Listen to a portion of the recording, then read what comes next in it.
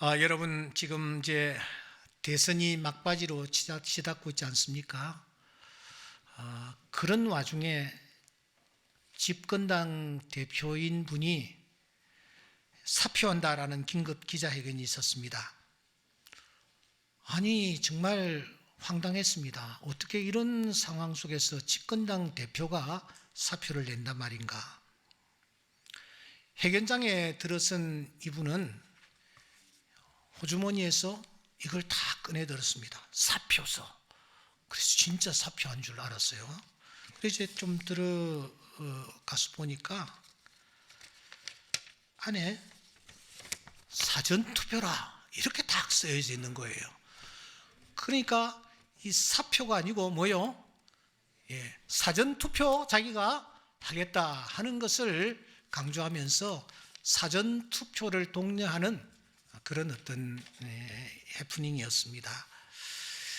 요즘 글자들을 축약해서 쓰는 경우들이 꽤 많이 있는 것 같습니다. 그래서 어떨 때는 이게 무슨 말인지 알기 힘들 때가 있지 않습니까? 윤핵관 여러분 아시죠? 생략하고 갈비 혹시 갈비는 뭔지 아십니까? 갈수록 비호감 이게 갈비랍니다. 마기꾼 마기꾼 뭔지 아십니까? 마스크를 쓴 사기꾼 그런 뜻입니다. 마스크를 쓰고 있을 때는 그럴듯해 보였는데 마스크를 벗고 보니 이거 아닌 거예요. 그 마기꾼인 거예요. 마기꾼. 젖잘싸 젖으나 잘 싸웠다 뭐 그런 뜻이랍니다. 그래서 이런 글자들을 대하면 우리가 어리둥절할 때가 많이 있지 않습니까? 여러분들은 사표하셨습니까? 사표하셨습니까? 선거 벽보가 얼마 전에 나붙었습니다. 14명이나 출사표를 던졌는데 이 벽보가 굉장히 길어요. 그래서 도대체 어떤 분이 출마했을까 관심이 갔습니다. 그래서 좀 벽보 가까이에 제가 다가가서 일쪽부터 쭉 이렇게 살펴 나가는데 세상에 기호 8번에 오니까 옥시가 한 분 대통령 후보가 되어 있는 것 아닙니까? 저는 깜짝 놀랐습니다. 40여 년 전만 해도 저를 이렇게 소개하면은 옥시가 있느냐고 옥가가 세상에 있느냐고 이렇게 하면서 놀라움을 금치 못하는 그런 분들을 자주자주 만났습니다. 그런데 세월이 어느덧 흘러서 이 옥가가 대통령 후보 중에 한 사람까지 되었으니 그야말로 격세지감을 느낍니다. 그런데 그로부터 며칠 뒤에 말이죠. 저한테 이 카톡이 온 거야. 그 카톡을 제가 보니까 8번 옥모모 한 표 꼭 부탁합니다. 그분은 옥모 목사님의 아들입니다. 그 마지막에 한 표가 어딘데 이렇게 써두었어요.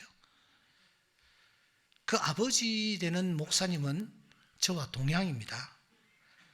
그리고 또 집안이기도 합니다. 그런데 그 목사님의 아들이라는 거예요. 처음 알았습니다.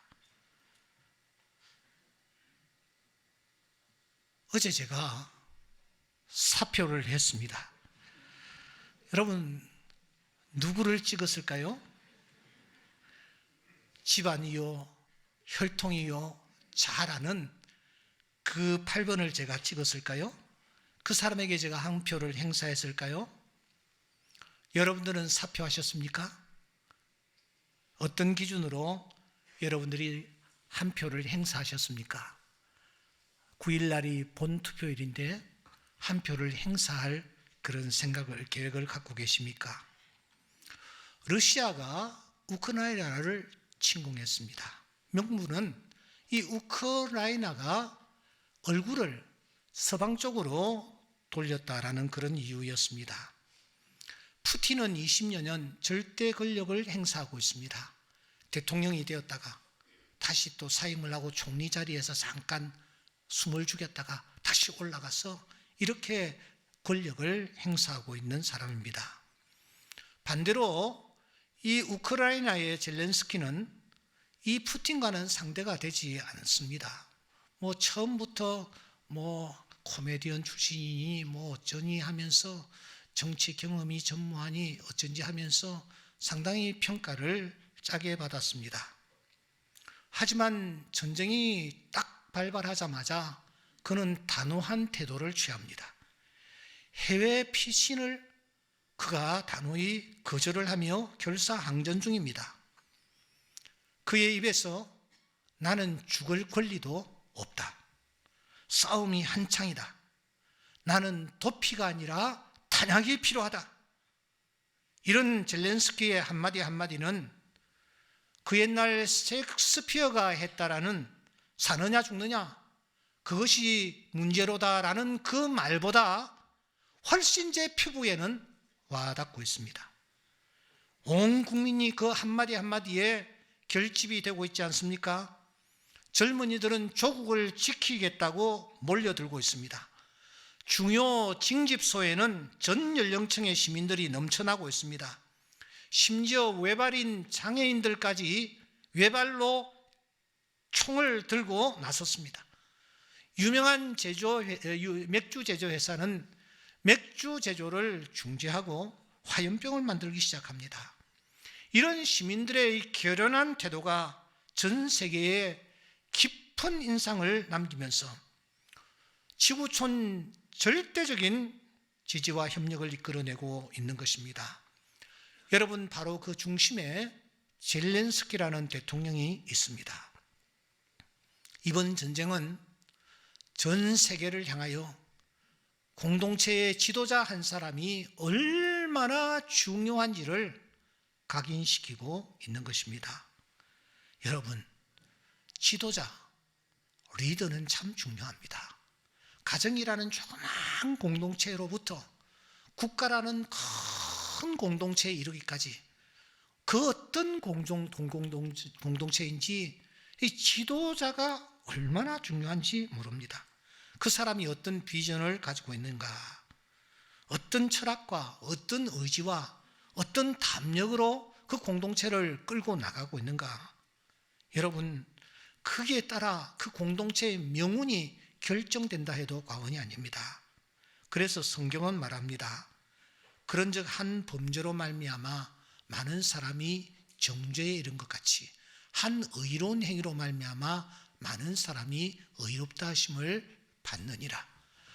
한 사람이 순종하지 아니함으로 많은 사람이 죄인 된 것 같이 한 사람이 순종하심으로 많은 사람이 의인이 되리라. 한 사람의 중요함을 로마서 5장에 보시면 계속해서 말씀하고 있는 것입니다. 그렇습니다. 한 사람은 얼마나 중요한지 모릅니다. 기드온 시대에 있었던 일이었습니다. 당시 이스라엘 사정은 말이 아니었습니다. 국력은 쇠할 대로 쇠하져 이어져 있었습니다. 그러니 이웃한 미디안과 아말렉이 마치 자기 집 드나들듯이 국경을 침범해 왔습니다. 하지만은 이스라엘은 변변한 지도자, 구심점이 없었습니다. 바로 그때 하나님께서 기드온이라는 자를 사사로 지명하십니다. 하지만 기드온은 몇 번이나 손사래를 치며 나는 이 직을 감당할 그릇이 되지 못한다라고 거절을 합니다. 사사기서 6장 15절에 보시면 오 주여 내가 무엇으로 이스라엘을 구원하리까? 보소서 나의 집은 므낫세 중에 극히 약하고 나는 내 아버지 집에서 가장 작은 자니이다. 여기 므낫세는 이스라엘의 12지파 가운데서 제일 꼴찌입니다. 그 지파에 속한 사람입니다. 내 아버지 집에서도 저는 가장 작은 자입니다 하면서 이 기드온은 사양하는 것입니다. 그는 겸손했습니다. 하나님은 이런 겸손한 이 기드온을 어르시고 달래시면서 그를 지도자로 세우십니다. 그런데 이 기드온이 사사가 된 후에 이스라엘은 어떠했습니까? 8장 28절 말씀해 보니까 미디안이 이스라엘 자손 앞에 복종하여 다시는 그 머리를 들지 못하므로 기드온이 사는 40년 동안 그 땅이 평온하였더라고 했습니다. 기드온이 지도자로 옹립되어 나라를 다스릴 때에 완전히 분위기가 바뀌는 것입니다. 더 이상 미디안은, 아말렉은 쳐들어올 생각을 하지를 못했습니다. 40년 동안 이스라엘의 평화가 깃들었습니다. 그래서 우리는 사사하면은 기드온을 떠올립니다. 주일학교 어린아이들까지도 기드온과 300용사 하면은 모르는 아이들이 없을 정도입니다. 사사시대를 우리는 한 350년 정도를 보는데 그 긴 기간 동안 사사로 역할을 감당했던 자들 중에 가장 유명한 사람, 가장 으뜸된 자리에 우리는 사사 기드온을 우리는 세우는 것입니다. 이와 같이 기드온은 훌륭한 사사로 자기의 역할을 감당했습니다. 때문에 어느 날 백성들이 이 사사 기드온에게 찾아가 청을 하나 올립니다. 8장 22절 말씀해 보시면 그때 이스라엘 사람들이 기드온에게 이르되 당신이 우리를 미디안의 손에서 구원하셨으니 당신과 당신의 아들과 당신의 손자가 우리를 다스리소서 하고 부탁을 하는 것입니다. 당신과 당신의 아들, 당신의 손자, 이게 무슨 말입니까? 앞으로 대대손손 당신의 지배를 받겠습니다. 당신의 후손들이 지도자가 되었으면 좋겠습니다. 이렇게 이 백성들이 간절한 청원을 올리는 것입니다. 그때 기드온이 무엇이라고 말을 합니까? 그들에게 이렇게 말합니다. 내가 너희를 다스리지 아니하겠고 나의 아들도 너희를 다스리지 아니할 것이요 여호와께서 너희를 다스리시리라. 기드온은 단칼로 거절을 합니다. 내가 너희들을 다스리지 않겠다. 내 아들도 내 손자도 다스리지 아니할 것이다. 여호와께서 너희를 다스리시리라. 이게 무슨 말입니까? 하나님께서 지도자를 세우실 것이다. 그러므로 하나님께 물어라. 하나님의 뜻을 따라라. 하나님이 다스리는 나라야말로 만세반석 위에 세워진 나라가 될 것이다. 이렇게 기드온이 얘기를 하는 것입니다. 이 기드온은 공과 사가 아주 분명했습니다. 그리고 앞으로 지도자를 세울 때에 어떤 가이드라인으로 지도자를 세워야 할 것인지에 대하여 분명하게 제시를 하는 것입니다. 하나님 앞에 나아가 간구해라. 하나님이 세우실 것이다. 하나님이 세우시는 자가 이 나라를 다스릴 때에 이 나라를 하나님이 축복해 주실 것이다. 분명한 가이드라인이었습니다.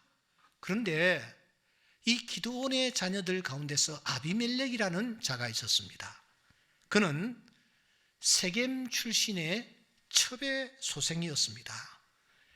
애당초 그는 그릇이 아니었습니다. 그런데 이 아비멜렉이 내가 지도자가 되리라, 사사가 되리라 하는 야심을 품고 그가 작업을 시작합니다. 사사기서 9장 2절과 3절에 보면은 그는 제일 먼저 세겜 사람들에게 나아갑니다. 자기가 세겜 출신이거든요. 이 세겜 사람들에게 나아가 이렇게 말합니다. 나는 너희와 한 고륙임을 기억하라. 그런 출신지를 이용합니다. 혈육을 그가 이용합니다. 내가 여러분들과 한 편이야. 여러분들과 한 고륙이야. 내가 세겜 출신이라는 것 여러분들이 기억했으면 좋겠다. 그러면서 또 그는 자기 세를 모읍니다. 9장 4절에 보시면 아비멜렉이 그것으로 방탕하고 경박한 사람들을 사서 자기를 따르게 하고, 그것은 뇌물입니다. 뇌물을 받아서는 방탕하고 경박한 사람들에게 뇌물을 뿌립니다. 그래서 자기를 따르는 자기 수족으로 만드는 것입니다. 지혜 있는 사람도 아닙니다. 비전이 있는 사람들도 아닙니다. 경박하고 방탕한 그런 사람들에게 돈을 주어서는 자기의 부하를 삼아 자기를 따르게 하는 것입니다. 여기에서 끝나지를 않습니다. 9장 5절 말씀해 보시면 오브라에 있는 그의 아버지의 집으로 그가 가서는 이 경박한 그 자기를 따르는 이 깡패 집단 이 친구들을 데리고 가서는 여룹바알의 아들 곧 자기의 형제 70명을 한 바위 위에서 쳐 죽입니다. 여기 여룹바알은 기드온을 뜻합니다. 기드온의 아들이 그 당시 많이 있었나 봅니다. 그 아들 70여 명을 세상의 한 바위 위에서 다 이 아비멜렉이 쳐 죽이는 것입니다. 목적 달성을 위해서는 수단과 방법을 가리지 않고 있습니다. 하지만 세겜 사람들은 단지 아비멜렉이 자기의 혈육이라는 이유로, 지연이라는 이유로 이런 아비멜렉을 따르며 환호를 합니다. 오히려 그 정적들을 처리하는 그 모습을 보면서 과감한 추진력을 가진 지도자다, 담력이 있구나, 결단력을 가졌구나 하는 논리로 호응했습니다. 그리고 이 아비멜렉을 왕으로 옹립하는 것입니다. 사사기서 9장 6절 말씀해 보시면 세겜의 모든 사람과 밀로 모든 족속이 모여서 세겜에 있는 상수리나무 기둥 곁에서 아비멜렉을 왕으로 삼으니라고 했습니다. 지금 여러분 사사시대입니다. 왕이 다스리던 시대가 아닙니다. 사사시대는 무엇입니까? 하나님이 왕이 되셔서 사사를 통해서 이스라엘 백성들을 다스리겠다라는 그런 권력 구조입니다. 그런데 세겜 사람들은 하나님의 뜻을 어기고 하나님 대신 아비멜렉을 하나님의 자리에 앉히는 것입니다. 하나님을 버리고 아비멜렉에 절도적으로 신뢰하며 또 복종하며 따르겠다라는 것입니다. 아비멜렉, 마음대로 하십시오. 우리는 언제나 예스입니다. 우리는 그저 따르고 복종할 뿐입니다. 이렇게 이 사람들이 아비멜렉에게 머리를 조아립니다. 하지만 사랑하는 여러분, 그들이 아비멜렉을 왕으로 옹립한 이후에 어떻게 되었습니까? 그 땅이 평안할 리가 없습니다. 선대들이 피땀 흘려 이룩해 놓았던 그 땅의 그 기반을 다 망가뜨렸습니다. 전쟁이 끊임없이 진행되었고 복수는 복수를 낳았습니다. 서로를 향한 손가락질과 저주만이 쉴 새 없이 전개되었습니다. 아비멜렉 자신도 결국은 무사하지를 못했습니다. 폭동이 일어났기 때문입니다. 9장 53절에 보면 한 여자가 맷돌 윗짝을 들어서 아비멜렉 머리 위에 내려 던져 두개골이 깨어지고 말았습니다. 아비멜렉은 왕입니다. 그런데 연약한 한 여성이 던진 맷돌에 그의 두개골이 깨지는 순간 이 아비멜렉은 후대에 왕인 내가 여자가 던진 이 맷돌에 내가 죽임을 당했다라는 소식이 전해지면 되지 않는다. 그러니까 무기를 든 곁에 있는 사람에게 나를 급히 찔러 죽이라고 그렇게 해서 그는 최후를 마치는 것입니다. 권자의 눈이 멀어 자기 형제들까지도 처참하게 죽였던 아비멜렉, 온 이스라엘을 쑥대밭으로 만들어 놓고는 자신도 비참하게 이렇게 최후를 마치고만 아비멜렉이야말로 가시나무 왕임에 틀림이 없습니다. 그런데 여러분, 오늘 본문은 이런 아비멜렉에게만 책임을 묻고 있지 않는다라는 것입니다. 아비멜렉만을 향하여 심판하지 않는다라는 것입니다. 오히려 아비멜렉을 왕으로 옹립한 백성들을 향하여 심각한 질문을 던집니다. 바로 오늘 9장 16절 말씀입니다. 이제 너희가 아비멜렉을 왕으로 세워 왕으로 삼았다. 너희가 행한 것이 너희가 왕으로 옹립한 것이 과연 진실하고 의로우냐? 이렇게 도전을 하는 것입니다. 이 말씀의 뜻은 이것입니다. 아비멜렉에게만 잘못이 있는 것이 아니다. 아비멜렉을 지도자로 옹립한 너희들에게 더 큰 책임이 있다. 너희들이 행한 것이 과연 진실하고 의롭다고 생각하느냐 하는 엄중한 물음을 던지는 것입니다. 오늘 이 엄중한 물음은 오늘 우리의 기천을 때리고 있습니다. 왜냐하면 우리 또한 중요한 선택을 앞에 놓고 있기 때문입니다. 지금 우리 눈앞에 여러 후보들이 얼굴을 내밀고 있습니다. 다들 자신이 왕이 되겠다고 합니다. 예, 몇 번 대선을 경험했습니다만 이번처럼 막 가는 경우는 전에 없었던 것 같습니다. 한 나라의 지도자가 되겠다고 하는 그런 분들이 저 정도의 인격의 소유자인가 하면서 단식할 정도가 아닙니까? 이번에 누가 대통령이 되든 나라의 운명이 암울하기만 합니다. 어느 쪽이 승리하든 위기와 혼란은 불가피하기 때문입니다. 피땀으로 일구온 이 대한민국, 이런 대한민국의 여러 분야들이 단지 정치 때문에 무너지기 직전입니다. 때문에 우리는 이 상황 앞에서 정말 냉정하게 반문해 보아야 합니다. 왜 후보들이 저렇게 행동하며 왜 후보들이 저렇게 소리를 지르고 있는 것일까? 왜 후보들이 퍼주기 공약을 저렇게 내걸까? 왜 마카파식 흑색선전과 인신공격에 집중할까? 왜 아니면 말고식의 폭로전을 이어갈까? 왜 말도 안 되는 논리라고도 할 수 없는 억지를 쏟아낼까? 왜 사이다 발언들을 저렇게 많이 할까? 왜 손바닥 뒤지듯이 거짓말을 할까? 이유는 단 하나라고 생각합니다. 그것은 그 말을 듣는 유권자들에게 먹히기 때문이라는 거예요. 유권자들이 그 말을 받아들이고 있다, 호응한다라고 생각하기 때문이라는 겁니다. 만일 유권자인 국민이 눈을 부릅뜨고 그런 정치인들에게서, 그런 정치 세력에게서 냉정하게 등을 돌린다면 어느 정치꾼이 그런 일을 반복하겠습니까? 계획론자 소피스트들이 아테네의 정치를 망친 것이 아닙니다.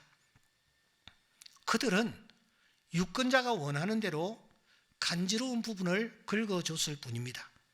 그래서 플라톤은 민주정치의 본질을 아첨으로 규정했습니다. 환심을 사는데 아첨보다 더 효과적인 것은 없다고 보았기 때문입니다. 아테네 정치를 망친 것은 당시 유권자들이었습니다. 삶의 본질을 깊이 성찰하는 국민이 있다고 합시다. 이들 앞에 여러분 싸구려 포퓰리즘이 발을 붙이겠습니까? 도리에 맞지 않는 그런 일을 행하면 같은 편도 내칠 수 있는 냉정하고 합리적인 국민이 있다면 진정 논리가 통하겠습니까? 좀비 정치인이 감히 명함을 내밀겠습니까? 그렇다면 여러분, 오늘 저 볼성 사나운 정치판은 유권자인 우리에게 있다라는 것입니다. 정치인들의 조잡한 술책에 휘둘리고 그들의 교묘한 아첨에 쏘가 넘어가고 있는 오늘 우리에게 그 책임이 있다라는 것입니다. 국민이 주권자로서 그 책임을 통감하기만 해도 우리네 정치는 오늘 이렇지는 않았을 것입니다. 그렇다면 사랑하는 여러분, 우리는 어떻게 해야 할까요? 중요한 선거가 코앞에 닥쳤는데 우리가 어떤 태도로 임해야 할까요? 투표를 앞둔 오늘 우리에게 제시해 주는 어떤 원리는 없단 말입니까? 성경적 원리가 없단 말입니까? 이 상황에서 우리는 어떤 자세로 이번 투표에 임해야 할까요? 저는 이 문제를 가지고 끙끙댔습니다. 주일이 다가오는데 오늘 성도들에게 그냥 투표하도록 하라고 한마디 던지고 그냥 이 강단에서 내려갈 것인가? 아니면은 오늘 정말 예수를 믿는 하나님의 자녀들이 오늘 이 엄중한 상황에서 어떤 태도로 임해야 한다라는 어떤 가이드라인을 제시해야 되지 않는가 하는 책임감 때문이었습니다.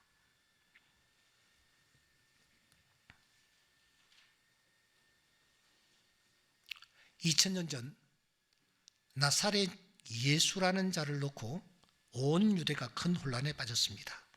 아니, 호불호로 쫙 갈렸습니다. 북쪽 갈릴리 지역은 대체적으로 그 예수에 대해서 호의적이었습니다. 하지만 남쪽 예루살렘 수도가 있는 그쪽 이 유대 지역은 예수에 대해서 대단히 적대적이었습니다. 호의적인 쪽에서는 이런 반응이 나왔습니다. 이는 참으로 세상에 오실 그 선지자라. 요한복음 6장 14절입니다. 7장 31절에 그리스도께서 오실지라도 그 행하실 표적이 이 사람이 행한 것보다 더 많으랴 하면서 이 예수에 대해서 굉장히 긍정적인 반응을 보입니다. 그래서 예수를 지도자로 따르며 환호를 했던 것입니다. 하지만 남쪽 예루살렘 쪽은 정반대였습니다. 예수에 대한 적의를 숨기지 않았습니다. 그들은 우선 출신 성분을 문제 삼았습니다. 마태복음 13장 55절에 보시면 이는 목수의 아들이 아니냐, 그 어머니는 마리아, 그 형제들은 야고보, 요셉, 시온, 유다라 하지 않느냐 하면서 이 예수가 목수의 아들이라는 이 출신 성분을 걸고 넘어진 것입니다. 더 나아가 이들은 출생지를 문제 삼았습니다. 어떤 이들은 그리스도가 어찌 갈릴리에서 나오겠느냐, 갈릴리에서 어떤 그런 사람들이 나오겠느냐, 이어서 말합니다. 나사렛에서 무슨 선한 것이 날 수 있느냐, 이렇게 하면서 그들은 출신지를 놓고 문제 삼았습니다. 더 나아가 그들은 학력마저 문제를 삼습니다. 요한복음 7장 15절에 보시면 이 사람은 배우지 아니하였거늘 어떻게 글을 아느냐, 공부도 제대로 못했다라는 것입니다. 촌 출신의 신분도 그저 그렇고 학력도 없는 저런 사람이 어떻게 우리의 지도자가 될 수 있느냐라는 거죠. 어떻게 메시아가 될 수 있느냐라는 거죠. 이렇게 예수를 밉게 보기 시작하니 비토합니다. 모든 게 마음에 들지 않았기 때문입니다. 그래서 이들은 조직적으로 예수에 대하여 유언비어를 퍼뜨리기 시작합니다. 7장 20절 말씀해 보니 무리가 대답하되 당신은 귀신이 들렸도다. 당신은 귀신이 들렸다. 정상이 아니라는 거죠. 마가복음 3장 6절에 보시면 바리새인들이 나가서 곧 헤롯 당과 함께 어떻게 하여 예수를 죽일까 의논하니라.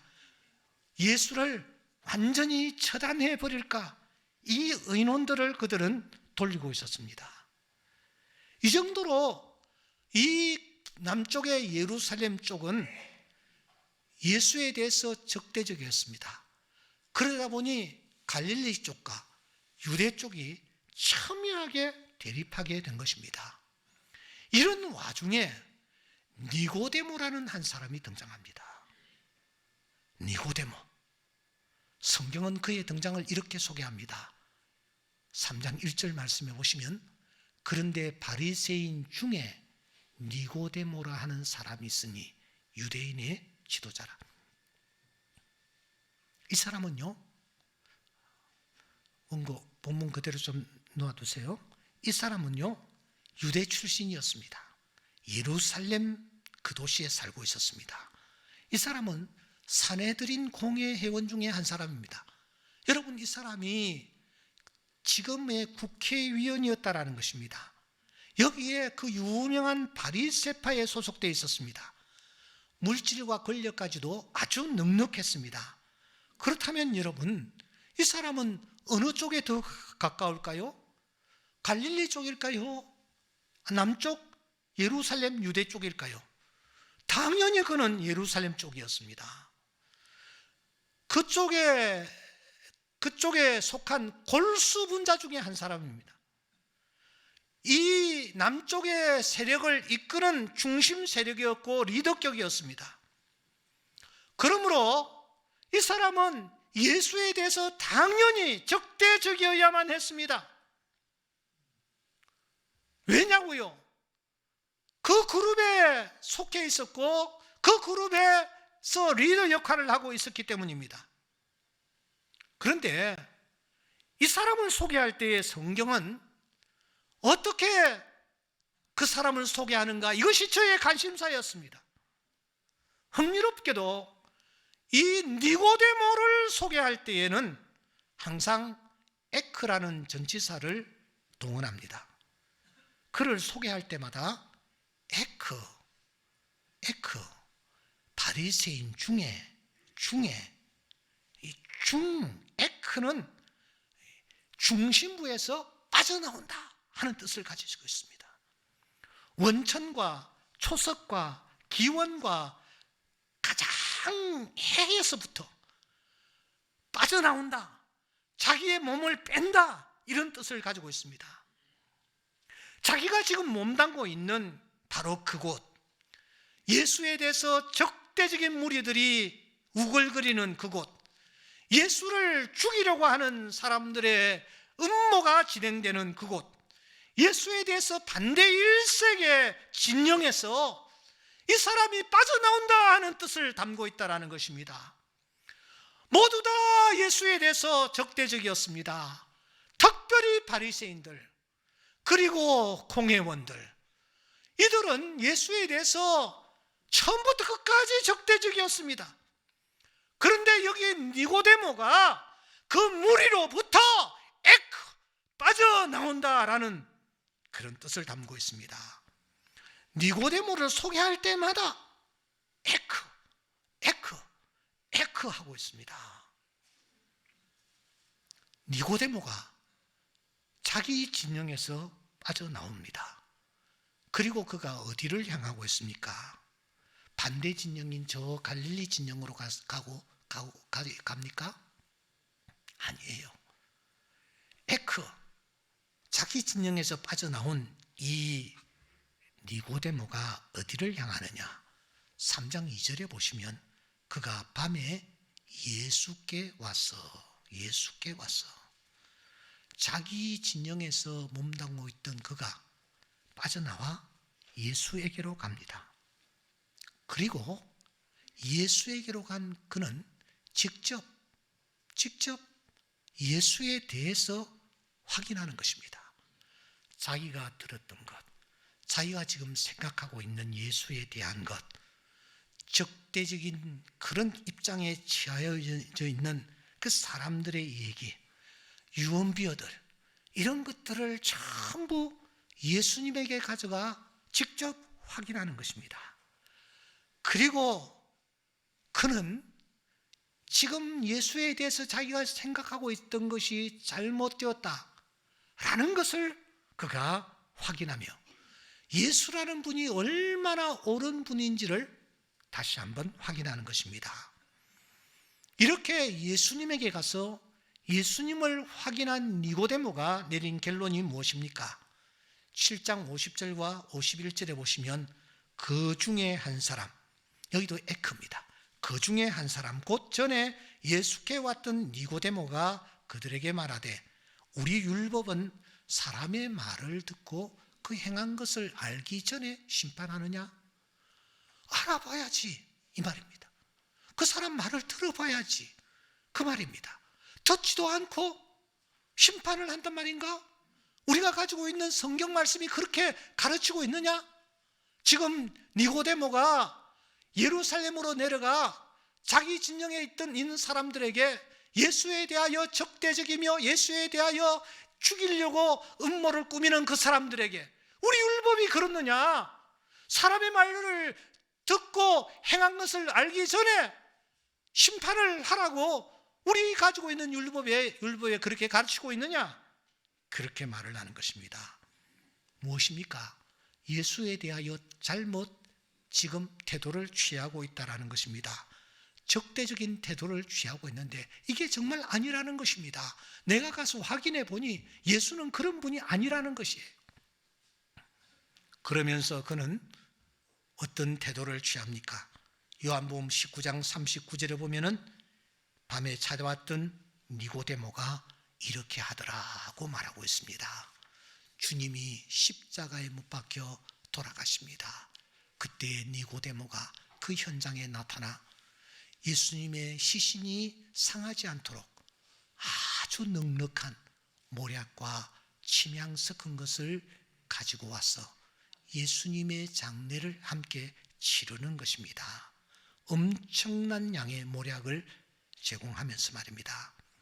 사랑하는 여러분, 고민하던 저는 오늘 이 사건을 통해서 하나님을 믿는 자녀들이 당면한 선거 앞에서 어떤 태도를 취하여야 할 것인지에 대한 원리를 도출해냈습니다.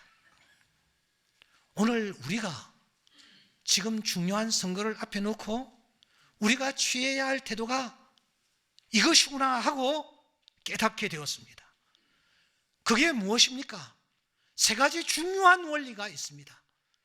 제1 원리는 자기 진영에서 나오라는 것입니다. 한번 따라해 봅시다. 자기 진영에서 나오라. 나오라. 우리는 별 수 없이 우리의 진영이 있습니다. 지연이라든지 혈연이라든지 또는 학연이라든지 각각의 진영들이 있습니다. 나는 그 진영에 지금 속해 있는 것입니다.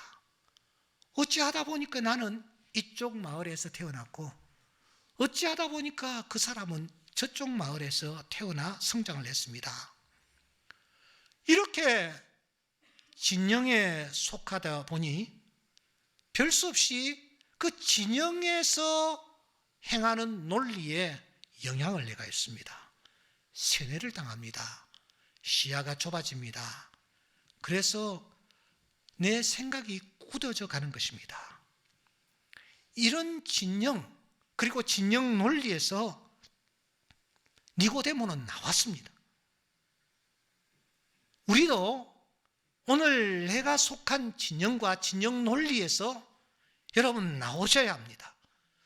독수리이신 하나님은 신명기서 32장에 보면 자기 새끼를 보금자리에서 계속 밀쳐내는 것, 계속 밀쳐내는 거예요. 아브라함을 보금자리에서 밀쳐내십니다. 이삭을 보금자리에서 밀쳐내십니다. 야곱을 보금자리에서 밀쳐내십니다. 요셉을 보금자리에서 밀쳐내십니다. 밀쳐내십니다. 진영 논리에 함몰되지 않도록 밀쳐내시는 것입니다. 심지어 예수님까지 하늘 영광을 버리시고 낮고 천한 땅에 내려오셔서 우리와 함께 하시면서 우리의 고통을 이해하신 것입니다. 성경은 말합니다. 내 백성아, 거기서 나와 그의 죄에 참여하지 말고 그가 받을 재앙들을 받지 말라. 우리가 진영에서 나오게 되면 진영 논리를 객관적으로 평가할 수 있게 됩니다. 사랑하는 여러분, 여러분들은 어떤 진영에 지금 속해 계십니까? 그 진영에서 나오시기 바랍니다. 나오셔야 바른 판단력을 가질 수가 있습니다. 제2 원리가 있습니다. 그것은 주님께로 나아가는 것입니다. 따라합시다. 주님께로 나아가라. 아멘. 자기 진영에서 나온 니고데모는 저 북쪽 갈릴리 쪽으로 직접 가지 않습니다. 그가 예수님을 찾아가는 것입니다. 예수님께로 찾아가는 것은 도대체 무엇을 뜻할까요? 이스라엘의 유명한 학자 빅트 플랭클 박사는 이것을 공간을 두어서 숙고하는 시간을 갖는 것이다. 한 번 더요. 공간을 두어서 숙고하는 시간을 갖는 것이다. 이것이야말로 성숙한 응답으로 나아가는 과정이다. 그렇게 말했습니다. 자극에는 반응이 나타나게 마련입니다. 그런데 자극과 반응 사이에서 즉각적으로 내가 반응을 할 때에 우를 범할 수가 있습니다. 잘못 판단할 때가 많은 것입니다. 그런데 우리가 공간을 중간에 두는 시간을 가집니다. 이게 바로 주님 앞에 나아가는 시간입니다. 주님 앞에 나아가면 주님께서 우리를 만나 주시고 명료한 의식을 우리에게 심어 주실 것입니다. 그래서 우리로 하여금 합리적 판단에 이를 수가 있게 해 주실 것입니다. 이런 면에서 이 제2 원리는 정말 중요합니다. 하나님이 모든 것을 주관하신다고 우리가 믿지 않습니까? 세상의 군왕들을 세우시기도 하시고 패하시기도 하시는 분이 누구십니까? 하나님입니다. 그러므로 우리가 자기 진영에서 나와 주님께로 나아가면 주님께서 우리의 생각을 주관하실 것입니다. 답을 주실 것입니다. 사랑하는 여러분, 삭개오가 자기 나무에서 나와 주님께로 왔을 때에 이 삭개오가 무엇을 해야 할지 주님께서 가르쳐 주셨습니다. 주님의 입에서 이렇게 해라 말씀하지 아니하셨습니다. 삭개오가 그냥 주님 앞에 나왔을 때에 깨닫게 되는 것입니다. 제가 가난한 자들을 돕겠습니다. 누구의 것을 훔쳤으면 제가 사배를 갚겠습니다. 예수님이 그렇게 하라고 말씀하지 않았습니다. 주님 앞에 나왔을 때에 이 나사로에게 큰 깨달음이 나타났던 것입니다. 사랑하는 여러분, 이 중요한 선거를 앞두고 여러분들은 주님 앞에 나와 기도하신 적이 있습니까? 주님을 만난 적이 있습니까? 주님 앞에 엎드려 하나님의 뜻을 찾은 적이 있습니까? 주님 앞에 나오는 것, 공간을 가지는 것입니다. 바로 그 반응을 보이는 것이 아니라 공간을 가지면 하나님께서 우리로 하여금 명료한 해답을 우리가 가질 수 있도록 허락해 주시는 것입니다. 성령이 서성되셔서 진리를 가르치시니 거룩한 뜻을 깨달아 예수를 알게 하소서. 주님께 나아갈 때에 진리를 가르쳐 주십니다. 마지막 세 번째 원리가 있습니다. 따라합시다. 가르침대로 행하라. 가르침대로 행하라. 여러분, 성령께서 가르쳐 주십니다. 그때에 우리는 가르침대로 행해야 합니다. 누가복음 10장 37절에 보시면 가서 너도 이와 같이 하라. 교훈을 받은 대로 믿음에 있어서 감사함을 넘치게 하라. 예수님을 만나기 위하여 동방박사들이 베들레헴으로 왔는데 성령께서 일러주십니다. 마태복음 2장 12절에 보시면 다른 길로 고국에 돌아가라. 그때 그들은 다른 길로 고국으로 돌아갔습니다. 이 중요한 선거를 앞두고 우리는 진영에서 나오는 결단이 있어야 합니다. 그리고 주님께로 나아가야 합니다. 그리고 가르쳐 주시는 대로 우리가 행동에 옮겨야 합니다. 이 세 가지야말로 정말 중요한 선거를 앞에 놓고 우리가 어떻게 해야 될지 고민할 때에 성령께서 가르쳐 주시는 중요한 원리입니다. 주님 앞에 나오십시오. 주님께서 알려주실 것입니다. 말씀을 가까이 하십시오. 주님께서 가르쳐 주실 것입니다. 그래서 우리가 한 표를 행사해야만 합니다. 사랑하는 여러분, 이번에 어떤 후보는 내가 행사하는 한 표의 가치가 6,787만 원이라고 계산을 했습니다. 6,787만 원이래, 한 장이. 대통령이 되어서 5년 동안 집행하는 예산을 유권자 수로 나눈 수치랍니다. 엄청난 가치가 있는 그런 여러분 투표입니다. 얼마나 중요한지 우리가 다시 한번 인식을 해야 합니다. 너희가 행한 것이 과연 진실하고 의로우냐? 진실이라는 단어를 쓰고 있습니다. 의라는 단어를 쓰고 있지 않습니까? 이 단어는 인격과 가치관과 성품과 철학을 가늠할 때 사용하는 단어입니다. 그렇다면 여러분, 내 한 표가 그저 한 표가 아니라는 것입니다. 이 한 표 속에 내 인격이, 내 가치관이, 내 성품이, 나아가 내 철학이 녹아 있다라는 뜻입니다. 나의 모든 것이 한 표 속에 다 담겨 있다라는 것입니다. 그래서 성령께서 우리에게 물으십니다. 너희가 행한 것이 과연 진실하고 의로우냐? 이 질문에 우리가 답할 수 있는 이번 기회가 될 수 있기를 주의 이름으로 축원합니다. 기도드리겠습니다.